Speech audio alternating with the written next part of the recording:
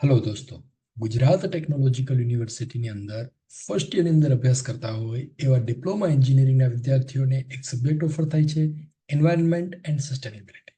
સબ્જેક્ટનો code છે 430003 અને આ સબ્જેક્ટની એક્ઝામ 10 જૂન 2024 સોમવારના દિવસે સવારે 10:30 વાગે શરૂ થવાની છે. તો આ એક્ઝામના most IMP question chapter wise કયા કયા છે એના વિશે આજના વિડીયોમાં આપણે ચર્ચા કરીશું. મિત્રો, આ સબ્જેક્ટની અંદર 5 ચેપ્ટરનો અભ્યાસ કરવાનો આવે છે. આ 5 ચેપ્ટરનું વેઇટેજ અહીંયા દર્શાવેલું છે, લગભગ 14 માર્ક્સથી 16 માર્ક, અને છેલ્લું ચેપ્ટર છે એનું વેઇટેજ છે 10 માર્ક. તો આ બધા ચેપ્ટરમાંથી કયા કયા પ્રશ્નો પૂછાઈ શકે છે અને એની અંદર પાસ કેવી રીતે થવું અને સારામાં સારા ગ્રેડ સાથે પાસ કેવી રીતે થવું એના વિશે આજના વિડીયોમાં આપણે ચર્ચા કરવાના છીએ. મિત્રો, સોનિગ્રા ટેક ચેનલમાં આપ સૌનું સ્વાગત છે. તો સૌથી પહેલા જોઈએ આ ક્વેશ્ચન પેપરની પેપર સ્ટાઇલ. તો આ સબ્જેક્ટની પેપર સ્ટાઇલ છે એ કંઈક આવી રીતે હશે. ક્વેશ્ચન નંબર 1 ABC ઓર 1C 3, 4, 7 માર્ક્સ વાળી પેટર્ન હશે. Question number 2 ABC or 2 ABC, question number 2 to 5 એ બધાની અંદર ABC ઓર ABC એવી રીતે હશે. A ના 3 માર્ક, B ના 4 માર્ક અને C ના 7 માર્ક. અને સી ક્વેશ્ચન જે છે એની અંદર સ્પ્લિટ થઈ શકે છે, એટલે કે 3+4 અથવા 2+5 એવી રીતે સ્પ્લિટ પણ થઈ શકે છે. તો ઓવરઓલ જોઈએ તો આખા ક્વેશ્ચન પેપરની અંદર લગભગ 28 થી 35 પ્રશ્નો હશે. મિનિમમ 28 ક્વેશ્ચન હશે અને વધુમાં વધુ 35 પ્રશ્નો આ પેપરની અંદર હશે. અને અત્યારે આ ચેપ્ટરના આ સબ્જેક્ટના લગભગ 65 ક્વેશ્ચન હું તમને આપીશ. તો આ 65 ક્વેશ્ચન બધા જ તૈયાર કરશો તો એની અંદર AA અથવા AB ગ્રેડ આવશે. 60 ક્વેશ્ચન તૈયાર કરશો તો BB અથવા BC ગ્રેડ આવશે. 50 પ્રશ્નો તૈયાર કરશો તો CC આવશે. 40 કરશો અથવા 35 ક્વેશ્ચન કરશો તો પાસિંગ માર્ક CC અથવા DD ગ્રેડ આવવાની સંભાવના છે. અને મિત્રો, અત્યારે હું તમને જે 65 ક્વેશ્ચન આપવાનો છું એની અંદર જ GTU પેપરની અંદર 30 થી 32 ક્વેશ્ચન હશે. તો એ તમે તૈયાર કરશો એટલે સારા માર્ક સાથે તમે પાસ થઈ શકશો. અને આ એક્ઝામની અંદર ટાઈમ મેનેજમેન્ટ કરવું હોય તો આવી રીતે કરવાનું. ટોટલ 150 મિનિટનો ટાઈમ છે અને 70 માર્ક છે. તો 2 મિનિટ પર માર્ક, એટલે કે એક ક્વેશ્ચન જે હોય, દાખલા તરીકે ક્વેશ્ચન 1 છે ABC, તો એ આખો ક્વેશ્ચન 30 મિનિટની અંદર લખાઈ જવો જોઈએ. પહેલી અડધી કલાક પૂરી થાય ત્યારે કોઈ પણ એક ક્વેશ્ચન છે એ કમ્પ્લીટલી લખાઈ ગયેલો હોવો જોઈએ. દાખલા તરીકે 2A છે, એના 3 માર્ક છે તો એ 6 મિનિટમાં લખાઈ જવા જોઈએ. 2B ના 4 માર્ક છે તો 8 મિનિટમાં, અને 2C એના 7 માર્ક છે તો એક ક્વેશ્ચન માટે 14 મિનિટનો ટાઈમ આપવાનો. એટલા ટાઈમની અંદર એક ક્વેશ્ચનનો આન્સર છે એ લખાઈ જવો જોઈએ. અને એક ક્વેશ્ચનના આન્સરની લંબાઈ એના પ્રમાણે હોવી જોઈએ, માર્ક્સ પ્રમાણે હોવી જોઈએ. દાખલા તરીકે 3 માર્કમાં ક્વેશ્ચન પૂછેલો હોય અને 3 પેજ ભરેલા હોય તો it's a wastage of time. 3 માર્કનો ક્વેશ્ચન છે એ એક જ પેજમાં લખાઈ જવો જોઈએ. 6 કે 7 લાઈન લખેલી હોય એટલે 3 માર્ક છે એ પૂરેપૂરા મળવાની સંભાવના છે. તો એવી રીતે તૈયારી કરવાની. હવે જોઈએ ચેપ્ટર નંબર 1. એમાંથી પ્રશ્નો કેવી રીતે પૂછાઈ શકે છે. ચેપ્ટર નંબર 1 નું ટાઇટલ છે ઇકોસિસ્ટમ્સ, જેની અંદરથી 14 માર્કના પ્રશ્નો પૂછાઈ શકે છે. એટલે પેપરની અંદર લગભગ 5 થી 6 ક્વેશ્ચન આ ચેપ્ટરની અંદરથી પૂછાઈ શકે છે. આ 6 ટોપિક છે એ સિલેબસની અંદર છે. હવે આ 6 ટોપિક છે એ તૈયાર કેવી રીતે કરવા, એમાંથી કયા કયા પ્રશ્નો પૂછાઈ શકે છે એના વિશે આપણે જોઈએ. Question number 1.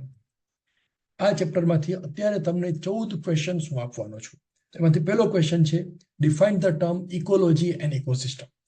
પરિસ્થિતિ વિજ્ઞાન અને નિવસન તંત્ર વિશે વ્યાખ્યા આપો. Question number 2. Classify acoustics ecosystem, explain marine ecosystem. જળચર ઇકોસિસ્ટમની વ્યાખ્યા આપો, એનું વર્ગીકરણ કરો અને દરિયાઈ જીવસૃષ્ટિ સમજાવો.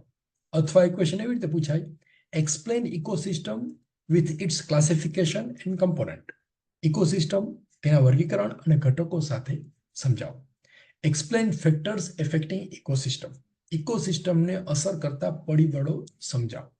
Write a short note on carbon cycle, nitrogen cycle અથવા સલ્ફર સાયકલ. એમાં લખવાનું રહી ગયું છે તો એ પણ તમે તૈયાર કરી શકો છો. ટૂંક નોંધ લખો, કાર્બન ચક્ર, નાઇટ્રોજન ચક્ર.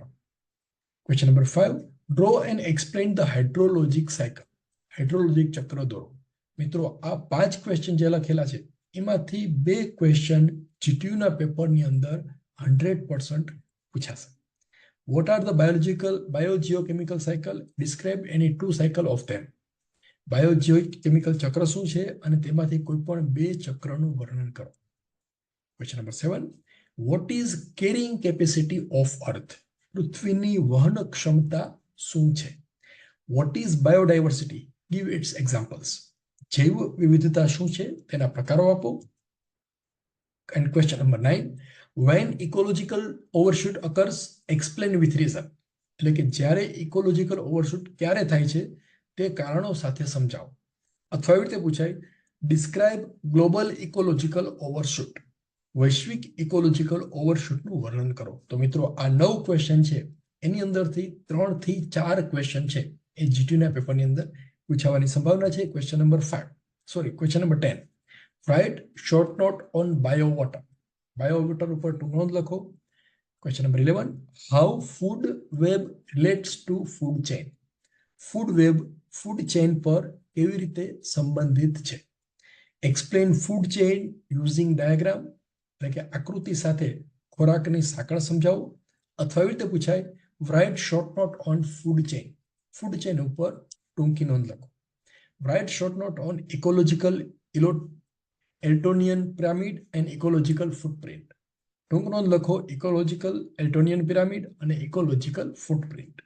અને છેલ્લો ક્વેશ્ચન છે, describe the forest ecosystem, explain the effects of deforestation and suggest the methods to conserve forest ecosystem. વન ઇકોસિસ્ટમનું વર્ણન કરો, વન નાબૂદીની અસરો સમજાવો અને વન ઇકોસિસ્ટમના સંરક્ષણ માટેની પદ્ધતિઓ સૂચવો. તો મિત્રો આ 14 ક્વેશ્ચન છે, એની અંદરથી જ જીટીયુની એક્ઝામમાં પેપર પૂછાશે. જીટીયુના એક્ઝામની અંદર પૂછાવાનું છે. એની અંદર ક્યારેક એવું બને કે ટ્વિસ્ટ કરીને પૂછાય. તો ટ્વિસ્ટ કરીને પૂછાય તો પણ ચિંતા નહીં કરવાની, આપણને એ ક્વેશ્ચનનો આન્સર આવડે જ છે. અને આ સબ્જેક્ટની અંદર પાસ થવા માટેની એક ટ્રીક છે કે કોઈ પણ ક્વેશ્ચન બ્લેન્ક છોડવાનો નથી. ક્વેશ્ચન નંબર લખો અને જેટલું આવડે એટલું લખવાનું છે. ખાલી 2 લાઈન આવડતી હોય તો માત્ર 2 લાઈન લખો, પણ એક પણ ક્વેશ્ચન છોડવાનું નથી. બધા જ ટોપિકમાં 2-2, 3-3 લાઈન તો લખવાની છે. તો એની અંદર સારામાં સારા માર્ક સાથે આપણે સૌ પાસ થઈ શકશું. નાઉ ચેપ્ટર નંબર 2, જેનું ટાઇટલ છે pollution and its types. 10 topic આ ચેપ્ટરની અંદર ભણવાના આવે છે અને 16 માર્કના પ્રશ્નો આ ચેપ્ટરમાંથી પૂછાઈ શકે છે. એટલે પેપરની અંદર લગભગ 6 થી 7 ક્વેશ્ચન આ ચેપ્ટરમાંથી હોઈ શકે છે. હવે એની અંદરથી ક્વેશ્ચન કેવી રીતે પૂછાશે એ આપણે જોઈશું. તો એના માટેના હું તમને 16 ક્વેશ્ચન આપીશ. આ 16 ક્વેશ્ચન તૈયાર કરશો એટલે 16 માર્ક છે એ કન્ફર્મ થઈ જશે. Question number 1. Write definition on pollution and pollutant. પ્રદૂષણ અને પ્રદૂષકની વ્યાખ્યા આપો. Write a short note on air pollution. વાયુ પ્રદૂષણ પર ટૂંક નોંધ લખો.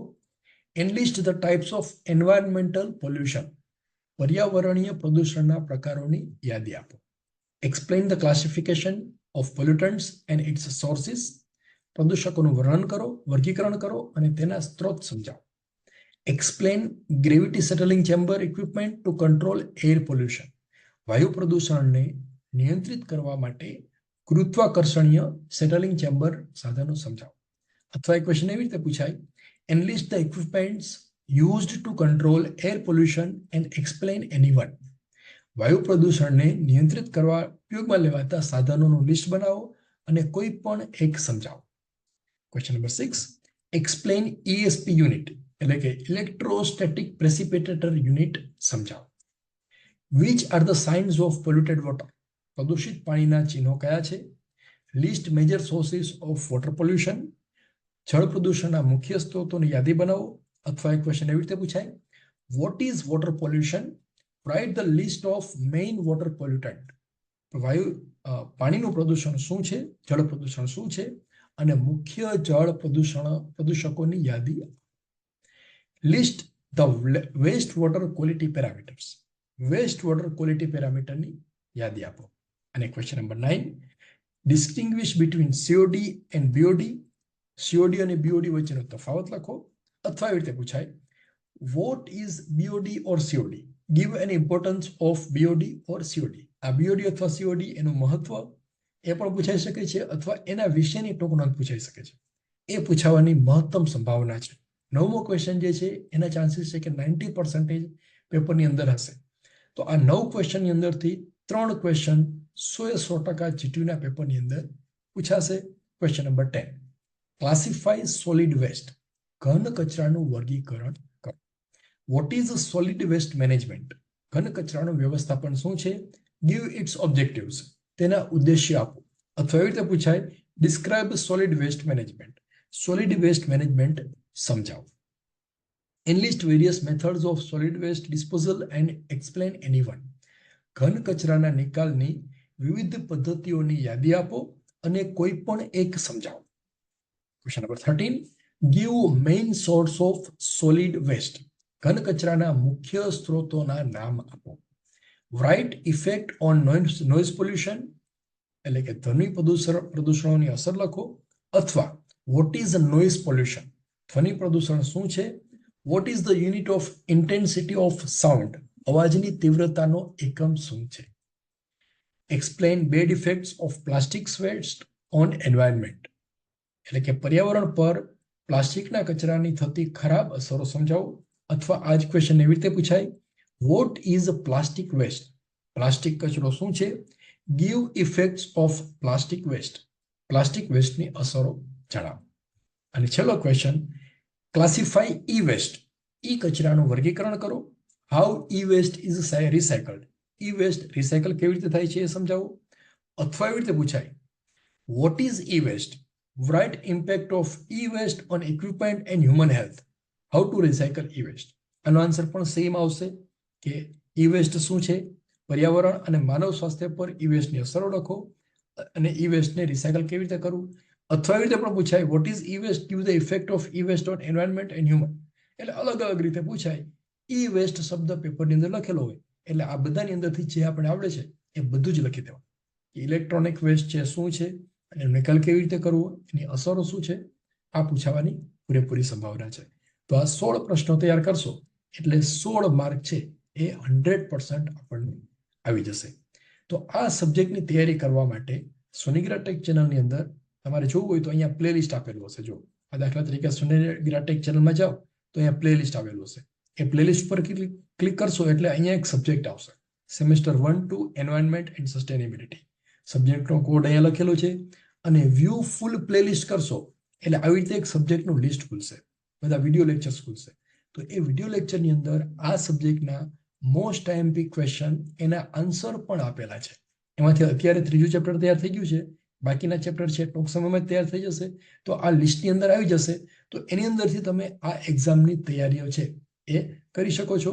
અને આ સબ્જેક્ટ સિવાયના કોઈ સબ્જેક્ટ હોય એની તૈયારી કરવી હોય તો પણ અહીંયા પ્લેલિસ્ટની અંદર આપેલા છે. જો સેમેસ્ટર 6, 5, 4, 2, 3, 1 બધા જ સેમેસ્ટરના ઘણા બધા આઈએમપી સબ્જેક્ટ છે એના વિડીયો અહીંયા બનાવેલા છે. તો એ છે એ તમે ત્યાંથી તૈયારી કરી શકો છો. Now chapter number 3, renewable sources of energy. આ ચેપ્ટરની અંદરથી 9 ટોપિક સિલેબસની અંદર છે અને 9 ટોપિકમાંથી 16 માર્કના પ્રશ્નો પૂછાઈ શકે છે. એટલે લગભગ 6 થી 7 ક્વેશ્ચન જીટીયુના પેપરની અંદર આ ચેપ્ટરની અંદરથી પૂછાશે. તો એ ક્વેશ્ચન ક્યાં છે એ હવે આપણે જોઈશું.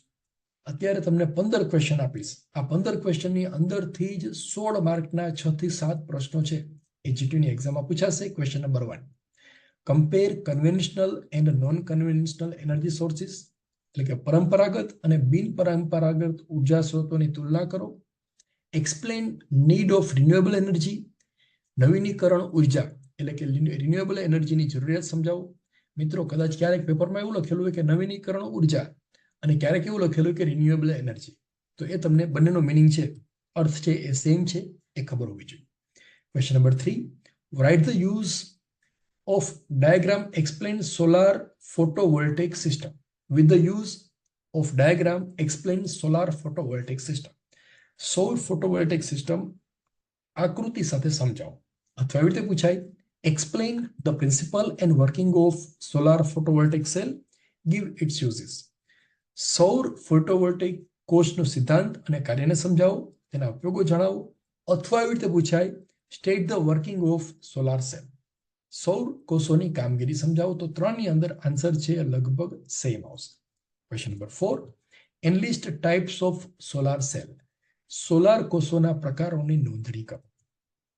Right short note on solar pond, સૌર તળાવો પર ટૂંકી નોંધ લખો. Explain the working of natural circulation water heater. કુદરતી પરિભ્રમણ સોલાર વોટર હીટરનું કાર્ય સમજાવો. અને 7મો question, explain the working of liquid flat plate collector with neat sketch. Liquid flat plate કલેક્ટરનું કાર્ય આકૃતિ સાથે સમજાવો. અથવા માત્ર એવું લખેલું હોય કે ફ્લેટ પ્લેટ કલેક્ટર સમજાવો તો એની અંદર પણ સેમ આન્સર આવશે. તો આ 7 પ્રશ્નો કરશો એટલે એની અંદરથી 3 પ્રશ્નો 100% જીટીયુની અંદર પૂછાશે. અને એની અંદર ખાસ ધ્યાન રાખવાનું, ફિગર બધામાં ડ્રો કરવાની. ન આવતી હોય તો કાંઈ વાંધો નહીં, પણ જેની અંદર ફિગર આવે છે બધાની અંદર ડ્રો કરવી અતિ આવશ્યક છે. ફિગર ડ્રો કરેલી હશે તો માર્ક્સ મળવાની સંભાવના વધી જાય છે. Question number 8, what is wind farm? List its advantages. પવન ચક્કી શું છે તેના ફાયદાઓ લખો. Explain working principle of horizontal axis wind turbine. Horizontal axis એટલે કે આડી ધરીનું વિન્ડ ટર્બાઇનનો કાર્ય સિદ્ધાંત સમજાવો. Give classification of wind turbine and explain horizontal axis wind turbine. Wind ટર્બાઇનનું વર્ગીકરણ આપો અને આડી અક્ષ ધરાવતા વિન્ડ ટર્બાઇનને સમજાવો. Give the comparison between horizontal axis wind turbine and vertical axis wind turbine. આડી ધરી અને ઊભી ધરીના વિન્ડ મિલની સરખામણી કરો. Explain Savonius wind mill with neat sketch. સુઘડ આકૃતિ સાથે સેવોનિયસ વિન્ડ મિલ સમજાવો. Explain working principle of biogas plant. Biogas પ્લાન્ટનો કાર્ય સિદ્ધાંત સમજાવો. અથવા એવી રીતે પૂછાય, explain biogas plant with neat sketch. આકૃતિ સાથે બાયોગેસ પ્લાન્ટને સમજાવો. Write advantages and disadvantages of tidal energy. ભરતી ઉર્જાના ફાયદા અને ગેરફાયદાઓ લખો. અને છેલ્લો question, right a short note on geothermal energy and tidal energy. ભૂઉષ્મીય ઉર્જા અને ભરતી ઉર્જા પર ટૂંકી નોંધ લખો. તો મિત્રો આ 15 ક્વેશ્ચન કરશો એટલે 16 માર્ક છે એ કન્ફર્મ આવી જશે. અને આ બધા ક્વેશ્ચનના આન્સર ગુજરાતી અને ઇંગ્લિશની અંદર આ ચેનલની અંદર આપેલા છે. જે આપણે એમાં પ્લેલિસ્ટ જોયું હતું એની અંદર આ બધા જ ક્વેશ્ચનના આન્સર છે એ આપેલા છે. તો એમાંથી તમે તૈયારી કરી શકો છો. Chapter number 4, renewable sources of energy, જેની અંદર 8 ટોપિક ભણવાનો આવે છે. અને આ 8 ટોપિકમાંથી 14 માર્ક્સના પ્રશ્નો પૂછાઈ શકે છે. 5 થી 6 ક્વેશ્ચન છે એ આ ચેપ્ટરની અંદરથી હશે. અને એનું વેઇટેજ છે એની અંદર હું તમને અત્યારે 10 ક્વેશ્ચન આપીશ. મિત્રો આ 10 ક્વેશ્ચન કરશો એટલે 14 માર્ક્સ છે એ કન્ફર્મ આવી જશે. એટલે આ ચેપ્ટર છે સૌથી પહેલા તૈયાર કરવું જોઈએ. એકદમ સહેલું છે અને એનું વેઇટેજ વધારે છે અને પ્રશ્નો ઓછા છે. અમે જોઈએ question number 1, what is climate change? આબોહવા પરિવર્તન શું છે? Explain the term climate changes and state its causes and effects. આબોહવા પરિવર્તન અને તેના કારણો અને અસરો જણાવો. Or give effects of climate change. આબોહવા પરિવર્તનની અસરો જણાવો. Write short note on global warming. Global વોર્મિંગ પર ટૂંકી નોંધ લખો. Write some of measures to control global warming. Global વોર્મિંગને નિયંત્રિત કરવાના ઉપાયો લખો. Explain greenhouse effect. ગ્રીનહાઉસ અસર સમજાવો. Write short note on greenhouse gases. ગ્રીનહાઉસ વાયુઓ પર ટૂંકી નોંધ લખો. અથવા એવી રીતે પૂછાય, વોટ ઇઝ CFC? CFC શું છે? ક્લોરોફ્લોરોકાર્બન. એના ઉપર ટૂંક નોંધ લખો એવું પૂછાય. Question number 7, explain effects of ozone layer depression. Ozone layer અવક્ષયની અસરો સમજાવો. Explain climate change management. આબોહવા પરિવર્તન વ્યવસ્થાપન સમજાવો. Discuss the factors affecting climate change. આબોહવા પરિવર્તનને અસર કરતા પરિબળોની ચર્ચા કરો. અને છેલ્લો question, which are some important agreements for mitigating climate change at global level? વૈશ્વિક સ્તરે આબોહવા પરિવર્તનને ઘટાડવા માટેના કેટલાક મહત્વપૂર્ણ કરારો કયા છે? અથવા રીતે પૂછાય, write international protocol to protect climate change management. Climate change મેનેજમેન્ટને રોકવા માટેના આંતરરાષ્ટ્રીય પ્રોટોકોલ લખો. તો મિત્રો આ 10 ક્વેશ્ચન તૈયાર કરશો એટલે 14 માર્ક્સ કન્ફર્મ થઈ જશે. સામાન્ય રીતે એવું બને કે ચોથો ક્વેશ્ચન જે હશે એ ફોર એબીસી ઓર એબીસી એ 6 પ્રશ્નો આ 10 માંથી હશે. એટલે 10 માંથી 7 ક્વેશ્ચન તૈયાર કરશો એટલે 100% તમને એ આવડી જશે. આ ચેપ્ટરમાંથી પૂરેપૂરા માર્ક છે એ આવવાની સંભાવના છે. Chapter number 5, environmental legislation and sustainable practices. આ ચેપ્ટરની અંદરથી 3 થી 4 ક્વેશ્ચન જીટીયુની એક્ઝામમાં પૂછાઈ શકે છે, જેનું વેઇટેજ હશે લગભગ 10 માર્ક.